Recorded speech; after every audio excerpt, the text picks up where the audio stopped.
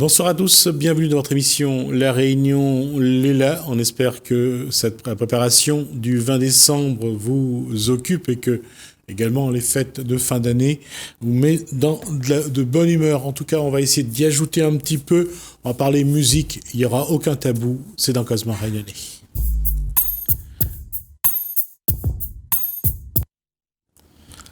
Alors ça c'est drôle. Alors, je vais dire bonsoir à Monsieur Tabou. Oui. En fait, je suis tout seul aujourd'hui. Alors, on va dire ce soir, je suis tout seul. Mais on est un groupe de 5 personnes, voilà. Alors, un groupe de 5 personnes. Alors, le chef s'appelle ? Alors, le chef, j'aime pas trop ce mot-là, mais bon, c'est pas grave. Donc, Thierry Abou, je suis un peu effectivement le fondateur de Tabou. Mais il y a Pierre Bigot à la guitare, Pascal Mialan à la batterie, Bertrand à la basse et Alice qui nous a rejoint il y a pas longtemps au chœur. Donc, on est un groupe de 5 personnes. Une musique particulière ou... Écoute, on est dans une coloration un peu folk rock, on va dire, folk blues. Et on a aussi pas mal de petits clins d'œil à La Réunion, parce que, disons que moi-même, a grandi à La Réunion, donc je chante un petit peu en créole, mais pas trop, parce que il m'oucate à moi avec mon accent. Alors, juste pour dire, c'est quoi la folk ?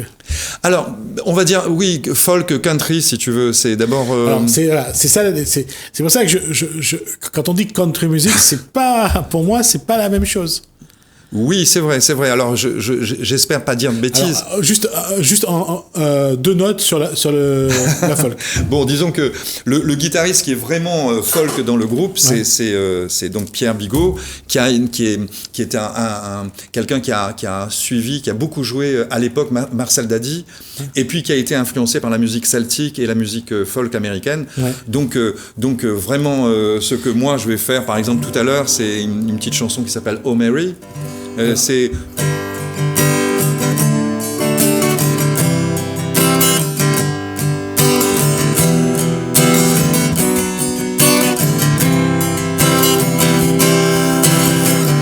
Je fais le tour du monde et je continue comme ça. Donc on est dans une coloration folk, on va dire, mais c'est vrai que country, c'est autre chose. Non, mais c'est vrai que la musique amène aussi à un rythme country. Ça, c'est une réalité aussi. Oui, je veux pas, c'est vrai. Parce que j'aime suffisamment pour l'écouter de temps en temps. C'est vrai que cette balade. Oui, le côté un petit peu balade. Voilà. Et aussi le côté arpège qui donne vraiment ce côté country. Et Pierre, qui est donc on va dire le co-compositeur de la plupart des chansons, il a cette coloration-là qui a donné finalement la coloration du groupe, qui est quand même aussi rock, qui est aussi funk parfois, mais qui est rock blues et country blues, quoi. Et quand on regarde un petit peu la base de la musique qui est partie des États-Unis, qui est arrivée en Europe, on part tout simplement de ce que Scott Joplin faisait au piano. Alors, oui et non, c'est-à-dire que nous, on n'est pas... Oui, la base. À la base, oui, mais là, tu parles plus de jazz que de blues. Ouais. Alors que nous, on vient vraiment dans la musique rock, je veux dire la musique européenne qui a ensuite, avec les Stones, les Beatles et puis tous les grands groupes qui sont venus après, ils se sont inspirés du blues, de la musique noire américaine. Et comme disait Muddy Waters, moi j'en ai fait une chanson il y a pas mal de temps, The blues had a baby and they named it rock and roll. C'est-à-dire que tout vient du blues, de cette musique noire qui est devenue la musique internationale, on va dire. Donc et le jazz, on est bien d'accord, le jazz aussi, évidemment. Le jazz aussi. Et cette fameuse route aux États-Unis, route 66. La route 66 aux États-Unis, et puis cette fameuse route vers la Nouvelle-Orléans. Alors, oui, il y a des villes mythiques, que ce soit Memphis, que ce soit Chicago, où les Noirs montaient vers le nord pour aller travailler, pour sortir en fait de l'apartheid du Sud, qui était de la misère, oui, de la misère aussi, et donc ils montaient. Mais cela dit, quand ils allaient travailler dans les usines, c'était aussi la misère. C'était aussi la misère, mais ce que j'ai toujours moi trouvé magnifique, c'est que on se rend pas compte à quel point ça influence. À La Réunion, on parle du Maloya dans les champs de canne. On parlait de la musique noire dans les champs de coton. Dans les champs de coton, Virginie. bien sûr, oui. Ou dans les champs qui travaillaient, où les prisonniers travaillaient aussi. Voilà. Parce qu'il y avait aussi beaucoup. On sait très bien que la misère entraînait aussi le fait que certains déviaient et se retrouvaient. Je veux dire, beaucoup de Noirs se sont retrouvés en prison à un moment donné. Hein. Je veux dire, bon, ça c'est... Non, c'est vrai, je suis tout à fait d'accord. Mais encore une fois, quand on regarde, bon, quand on parle de la musique noire, tout ce qui va être le jazz, le blues, quand on parle de l'influence que ça a eu sur Elvis Presley, le concert à Memphis, c'est la musique, elle a vraiment été portée aussi par par les tripes des gens là. Oui. Et qu'on le veuille ou pas, la ségrégation pour quelqu'un comme Armstrong. Mais pour tous, c'est-à-dire qu'en fait, la ségrégation, quand on y pense, elle était là encore après 1964, au moment où il y avait des lois qui, soi-disant, faisaient des Noirs américains des citoyens à part entière. On sait très bien qu'elle a continué. On pourrait dire même aujourd'hui. Mais c'est vrai que, à part que ce qu'il y a d'assez incroyable pour moi, c'est que quand j'écoute Muddy Waters, John Lee Hooker, je parle B.B. King, tous ces personnages-là qui m'ont marqué. Il n'y a pas dans leur chant ils parlent toujours au second degré, c'est-à-dire qu'ils ne pouvaient pas. Alors, ils ne pouvaient pas dire les choses parce que sinon la société américaine les aurait ils étaient déjà ostracisés, ça aurait été pire. Donc, ils parlaient beaucoup de sexe parce qu'ils ne pouvaient pas parler de la misère parfois. Ils parlaient de la misère, mais ils parlaient beaucoup de la femme, du whisky, etc. Peut-être parce que c'était trop difficile de dire la réalité de leurs conditions, quoi. Je veux dire. Et moi, je voudrais quand même le dire parce que ce qu'il y a d'incroyable, c'est que les Noirs américains, c'est l'histoire de Jimi Hendrix. Jimi Hendrix n'était pas reconnu en tant que rocker, il n'était pas reconnu aux États-Unis. Il a fallu que ce soit un impresario proche des Rolling Stones qui le prenne, qui l'amène à Londres pour en faire une star planétaire. Et donc, je veux dire, le rôle de l'Angleterre et de la France pour les musiciens de jazz, de blues, et qui a fait que justement, grâce aux Rolling Stones, grâce à Led Zeppelin, grâce à Eric Clapton, eh bien, le Mississippi a revécu grâce à la Tamise, on va dire. Et pourquoi j'ai cité la Nouvelle-Orléans, parce que il y a à Nouvelle-Orléans un endroit qui s'appelle le quartier français. Oui. L'importance de la créolisation à la française, ça c'est peut-être quelque chose. C'est-à-dire que on peut même penser que les musiciens noirs de la Nouvelle-Orléans sont devenus des musiciens qui ont appris la musique grâce au fait que il y avait dans la colonisation française dans le sud des États-Unis quelque chose de beaucoup moins dur que la colonisation anglaise, et donc il pouvait y avoir du métissage. Et les enfants métis des Français allaient à l'école de musique, ils apprenaient la musique, et on peut penser que le jazz est né de ça. Et pour parler de ça, justement, je veux dire que cette façon, ce que l'Europe a permis aux chanteurs noirs, c'est de se révéler. Et l'Amérique a été obligée d'accepter ce exactement. Que le vieux continent accepté naturellement. Voilà. Et cette question-là, et c'est vrai que la ségrégation était quelque chose de très fort, ne serait-ce que pour après les 4 médailles d'or de Jesse Owens. Oui, mais moi je pense plutôt à Mexico, parce que j'avais à l'époque 8-9 ans. Les Black Panthers. Et quand les deux Noirs américains du relais, du 200 mètres, je crois, c'était pas le relais, ont levé le poing. Moi, j'étais devant ma télévision, j'étais un petit garçon, et je peux vous dire que c'est quelque chose qui m'a remué. Tout à fait. Et je me sentais noir avec eux. Et pourquoi je dis ça? Parce que on voit la part de l'histoire, ne serait-ce que lorsque Rosa Parks dit que je me lèverai pas dans le bus, ce que ça va entraîner et lorsque Jesse Owens arrive à cette réception Alors ça, je suis pas au courant. Il vient de remporter 4 médailles d'or aux Jeux Olympiques. On lui dit non, vous êtes noir, vous faites le tour. Faites le tour, évidemment. Donc on était dans une... C'est pour ça que, comme tu disais, quand les jazzman, quand les bluesman venaient en France et en Angleterre, il faut quand même le dire, en Angleterre aussi, pour eux, c'était le paradis. Ils étaient vraiment des stars. Ils étaient considérés... Leur couleur n'avait... Pas d'importance. Et ce qu'il y a aussi d'incroyable, alors bon, on va dire ça, c'est le côté peut-être moins important, mais je pense que pour eux, c'était important. Ils pouvaient rencontrer des femmes blanches. Oui. Ah non, mais c'est... et ça a été pour eux quelque chose d'incroyable. C'est-à-dire que des choses qu'ils ne pouvaient pas faire aux États-Unis, c'était impossible. Ouais. C'était vraiment impossible. Et c'est pour ça que la musique est partie des États-Unis, mais l'Europe la bonifier, vraiment donner sa vraie dimension. Tout à fait. Et c'est un paradoxe parce que quand on parle de l'Europe, on parle plus de l'opéra, on parle plus des professionnels du classique. Oui. Non, mais c'est pas que ça, on est bien d'accord. Voilà. Mais non. Je vois bien que toi, tu as quand même une coloration plus jazz que blues. Moi, c'est les deux, évidemment. Mais comment dire, moi, je pense toujours à cette histoire parce que je suis un fan des Rolling Stones. Moi, j'ai gardé mon vieux t-shirt et quand les Stones font l'une de leurs premières tournées aux États-Unis, ils vont dans le studio où Muddy Waters enregistrait. Dans le studio où ils ont enregistré quelques temps après.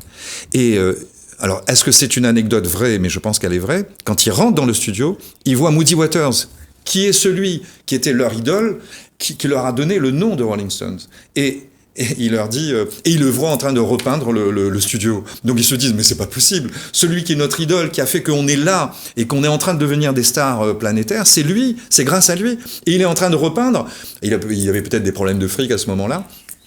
Et l'histoire est quand même assez fabuleuse parce que Rolling Stone, je fais juste une petite parenthèse, hein. Rolling Stone, c'est un nom qui veut dire pour nous en français les pierres qui roulent, Namas Pamous, etc. En réalité, la vraie histoire, si ça peut t'intéresser, c'est une histoire qui est liée à l'esclavage. C'est-à-dire que il racontait que certains sorciers donnaient des pierres envoûtées aux guerriers les plus valeureux qui étaient emmenés en esclavage. Certains mouraient pendant le transport, pendant la traite négrière. Et donc les guerriers se passaient les pierres de bouche en bouche, Rolling Stone, les pierres envoûtées. Et en fait, les bluesman, c'est tout simplement des gens qui ne font que perpétuer cette histoire-là. Et on ne connaît pas la vraie histoire du bluesman. Et les Stones la connaissaient puisqu'ils ont choisi comme nom Rolling Stone. Le bluesman. Je crois que c'était... J'ai cherché le titre de cette chanson de... j'ai oublié le nom également. Mais tant pis, on va passer. Je vais revenir à Tabou. Alors, on peut revenir à Tabou si tu veux. On va parler de Tabou, de ce que comment c'est né, comment ça a été créé, le groupe a été créé, comment le choix musical s'est fait. Écoute, le choix musical au départ, moi j'ai l'équipe avec laquelle on est là est une équipe fabuleuse pour moi parce que c'est vraiment un travail de groupe et donc pour moi c'est ce que j'attends depuis toujours. On est ensemble depuis 2010 cette équipe-là, mais Pierre Bigot avec qui je compose est arrivé dans le groupe en 2006-2007 et depuis on a cette coloration, on disait country blues. Avant j'ai sorti un album. Avec Oasis, le studio Oasis, et donc, mais j'étais déjà dans cette coloration rock blues. Et ça a été une occasion parce que j'ai dû faire un reportage là-dessus. Il y avait la Canadienne Linda Lemay qui est passée à La Réunion. Là aussi, il y a ce rythme-là qui, c'est plus, j'allais dire, c'est de la country léger. Oui, si tu veux. Bon, je connais pas bien Linda Lemay, mais c'est peut-être un peu plus... Je l'avais rencontrée à cette occasion. Un peu plus variété, elle est plus dans la chanson française, on va dire.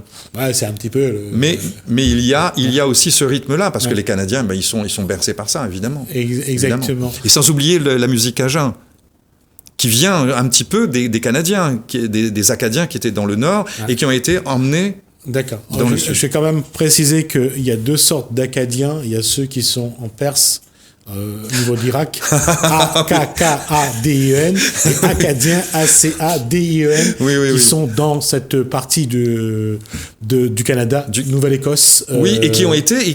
Alors, il y avait beaucoup de Français qui étaient là, et ils ont été transportés vers le sud de force. De force. Même là, je sais que tout n'est pas encore résolu. Non. Et il y a encore des choses qui se. Tout à fait. Et les Français essayent de trouver leur place sur cette terre. Non, j'essaye de suivre ça. Mais en même temps, on a, nous, à La Réunion, quelque chose qui nous rapproche un petit peu de ces créoles cajuns, de cette histoire, qui est une histoire... on a un lien avec, je pense, avec... tout ce bassin de la Nouvelle-Orléans. Parce qu'il y a ce fameux créole qu'on parle, parce que les Réunionnais seraient surpris quand un jour ils passent en Louisiane, de découvrir qu'il y a des mots dans le parler de cette région qui correspond un petit peu aussi à notre créole. Tout à fait, oui, bien sûr. Ce sont des créoles comme nous, on va dire. C'est pas tout à fait la même histoire. C'est pas tout à fait la même histoire, mais il y a un lien.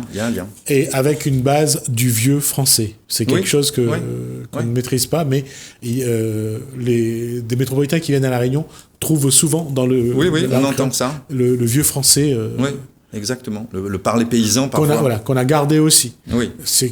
On a gardé tout, je veux dire, que ce soit au niveau de l'Afrique, au niveau de l'Inde. Oui. On a gardé...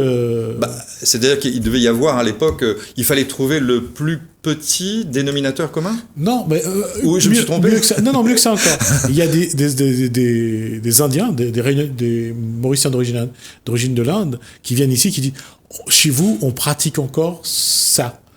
Bon ? Chez nous, non. Ah ouais, d'accord. D'accord. On est un petit peu le gardien un petit peu de quelques traditions qui ont été pratiquées par nos ancêtres. Bon, alors donc, pour moi, la musique indienne, je m'y connais pas trop. Seulement. Non, pas la musique indienne. Je parle des traditions. Oui. C'est pour ça que je reviens. Que quand on parle de folk, ça reste un petit peu... Alors, on va juste rappeler que folk, c'est aussi une contraction de folklore, mais aussi de folk qui veut dire les personnes. Ouais. The Folks. Voilà. Mettre dedans, j'allais dire un fourre-tout. Oui. Ça ne veut pas être péjoratif. Tu peux le dire. Mais c'est de la musique qui a un peu de rythme et qui permet de faire la fête. Quoi. Oui, bien sûr. Ah oui. Et puis, avec... effectivement, cette façon de jouer, on peut battre la mesure avec les pieds et on fait la fête, évidemment. Je suis tout à fait d'accord avec toi. Et on boit du whisky. Il faut pas. Non, nous on boit du rhum, c'est vrai. Non. On est sur un plateau de télé. Je dois garder une certaine sobriété par rapport à ce que je dis. On n'a rien bu, on est bien d'accord. On n'a rien bu. Mais je disais que dans certains, dans ce qu'on appelle les westerns vraiment purs, on les voyait danser, faire cette musique-là, danser. Il n'y avait pas grand-chose. Pas grand-chose, un violon et puis une guitare, et puis voilà, c'est parti. Bien sûr. Et là, quand les gens viennent vous voir, qu'est-ce qu'ils ont droit ? Écoute, en ce moment, on peut pas beaucoup jouer. C'est vraiment très dur. Le contexte est vraiment très particulier. Mais c'est vrai qu'on a, comment dire, c'est sans aucune prétention, on a ce talent entre guillemets de pouvoir faire pas mal de choses différentes. Du rock, du blues, de la folk, de la country, du reggae, du jazz. Donc on touche un petit peu à tout. Et je crois que c'est ce qui surprend, j'espère agréablement les gens. Alors, on va essayer de les surprendre tout de suite. Oui, on peut faire un petit extrait. Oui, un petit extrait. Pour toi, pour tout le monde. Oui, parce qu'on va surtout être pris par le temps après. D'accord, ok. Je fais le tour du monde, cherche ma douce Mary, essayant de savoir pourquoi elle est partie. Elle est si douce comme le miel avec moi. Je deviendrai fou si je la retrouve pas. Oh Mary, won't you marry me? Oh yeah, yeah. Oh Mary,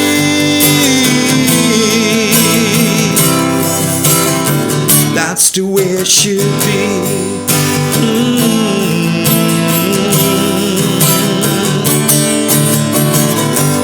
construire une maison pour Mary et pour moi. Si nous ne sommes que deux, un jour nous serons trois.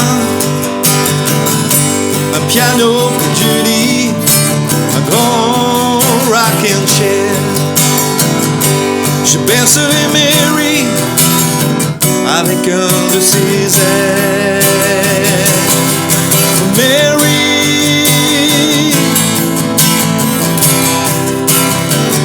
won't you marry me? Oh yeah, yeah. Oh Mary,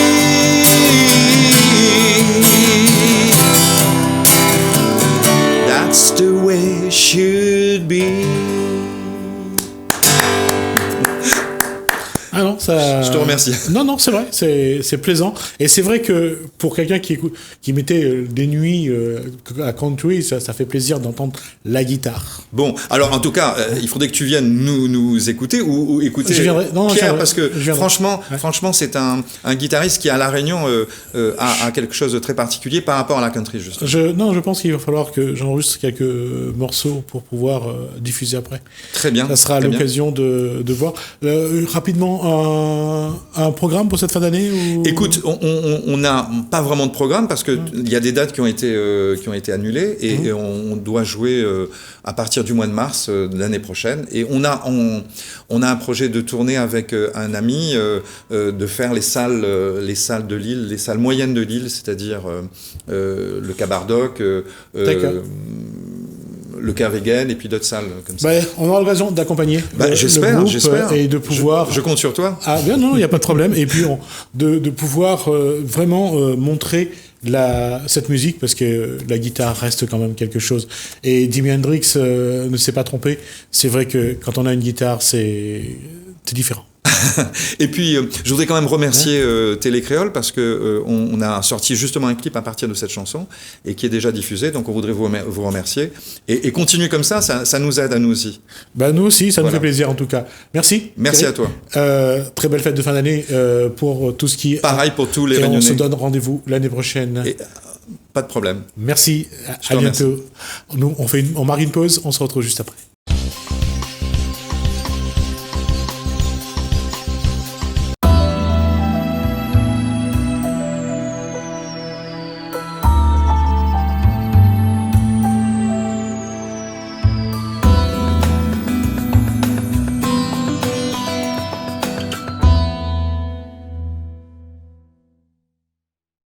Quand je suis parti là-bas, j'ai su que mon Seigneur avait fait son fort toi aussi, quelque part avant, pas dans les mêmes conditions que moi, vivre la fin de et lorsque je suis allé là-bas, je suis parti avec mes idées et je suis revenu avec les idées du Seigneur. Voilà. Et je me suis dit que j'avais fait un bon pèlerinage. Et moi qui ne suis pas du tout, mais alors pas du tout capable de faire des choses extraordinaires, pas rien que ce soit extraordinaire, je me suis mis à construire ce petit mausolée pour la Vierge Marie. À mi-chemin, voilà, je l'ai tout conçu dans mon esprit comme ça, et je l'ai fait tout seul. Voilà. Donc j'ai commencé à monter deux colonnes, et une fois que je suis arrivé à mi-chemin, je suis parti à Medjugorje et j'ai acheté une Vierge que j'ai emmenée ici, et j'ai achevé de la construire, cette petite chose. Et j'ai mis 9 mois. Voilà. Voilà, 9 mois à construire cette petite enclave pour la Vierge Marie. Et depuis, je ne suis plus chez moi. C'est elle qui est chez elle.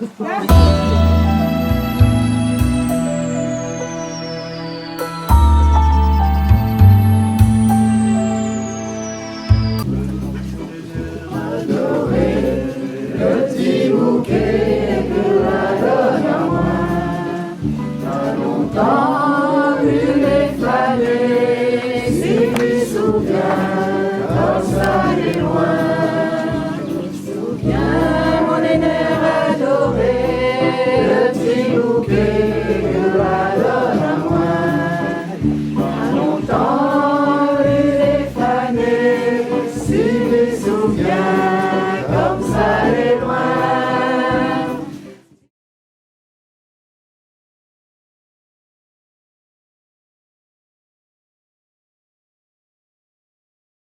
Je vais vous lire 2 poèmes très courts qui se trouvent dans Cœur brûlant. J'espère que Christian a emmené d'autres livres où il y a les poésies de Monseigneur qu'on vous fera passer tout à l'heure.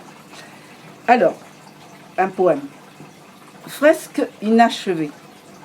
Ici, la terre est jeune. Elle invite à la jeunesse de l'avenir, avec des mutations à venir, au plein cœur de nos vies. Dans le temple de la vie, la fresque de l'abside est toujours inachevée. Parmi les grands témoins de la foi et des figures de légendes dorées, notre place est marquée comme un vide. À nous de la remplir. Donc, presque inachevée. Et l'autre, peut-être plus léger en poème, Fleur de paradis. Sommes-nous grains de sable, pierre, couleur, peinture, musique ou vitrail, peu importe, sois toi-même, et si tu ne l'es pas encore, cherche. Le grand navire de pierre t'entraîne en sa course. Viendront une année, un mois, une heure, où, ensemble, accordés à un désir de ciel, nous toucherons au rivage étincelant de l'éternel amour. Et tu comprendras aussi que dans tes yeux, j'avais déjà cueilli une fleur de paradis. Fleur de paradis. Et dans le souffle de la fraternité qui a traversé notre rencontre, alors ensemble, nous pouvons dire Notre Père, qui es aux cieux, que ton nom soit sanctifié, que ton règne vienne, que ta volonté soit faite sur la terre comme au ciel. Donne-nous aujourd'hui notre pain de ce jour. Pardonne-nous nos offenses, comme nous pardonnons aussi à ceux qui nous ont offensés. Et ne nous laisse pas entrer en tentation, mais délivre-nous du mal. Car c'est à toi qu'appartiennent le règne, la puissance et la gloire, pour les siècles des siècles. Amen.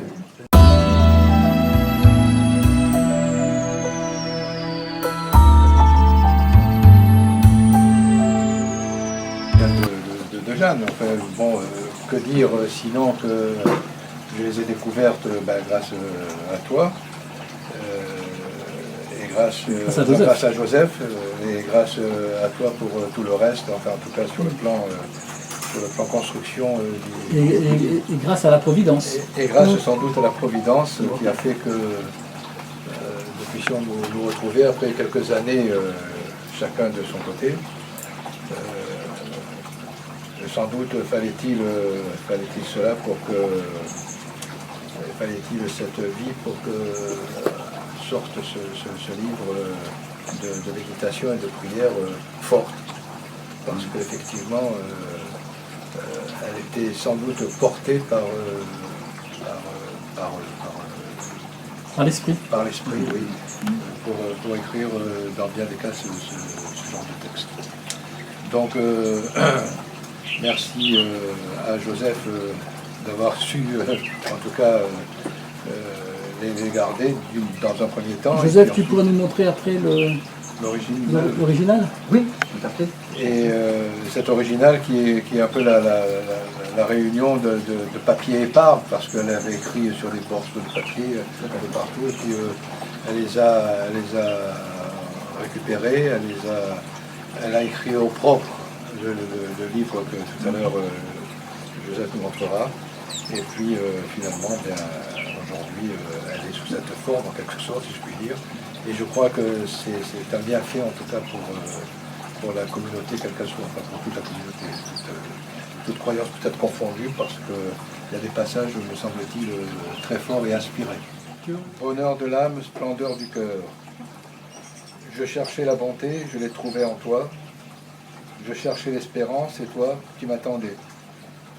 Je cherchais la source vive qui fait battre le cœur, et tu me l'as donné un jour de Pentecôte. Je cherchais l'amour, et toi, tu m'as aimé. Fais, Seigneur, que les exilés que tu aimes, comme tu m'aimes, se retrouvent un jour là-bas, auprès de toi. Gloire et puissance en ton nom, sachant que les bénédictions ne t'arriveront point sur nous. Gloire et louange au toi, ô Dieu qui a créé, qui crée tout pour le bonheur de l'âme et la splendeur du cœur. Car à toi, le règne et la jouissance de ton royaume, la terre, à toi également l'éternité du cosmos que nous n'imaginons guère.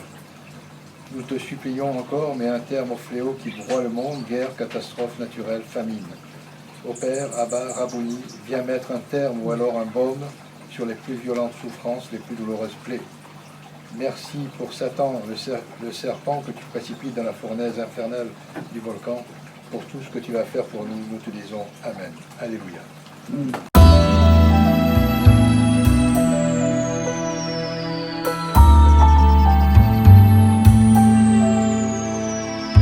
Tout petit bout de papier au fur et à mesure, tous les jours, elle en écrivait un. Et puis un jour, elle l'a eu, je suis allé la voir, elle m'a dit « Joseph, je vais relever tout ça et puis je vais te faire cadeau du livre. » Donc elle l'a fait, il y a pour moi 3 ans de ça. Et elle m'a donné aussi les originaux, elle m'a dit « Je te donne les originaux, comme ça il n'y en aura pas deux. » Voilà. Et je les ai brûlés parce qu'en plus, c'était comme si c'était des petits bouts de papier, hein, puisque je les avais ici. Voilà. Et si mon ami Alain n'avait pas été saisi par la profondeur de ce livre, il ne l'aurait jamais présenté à Christian.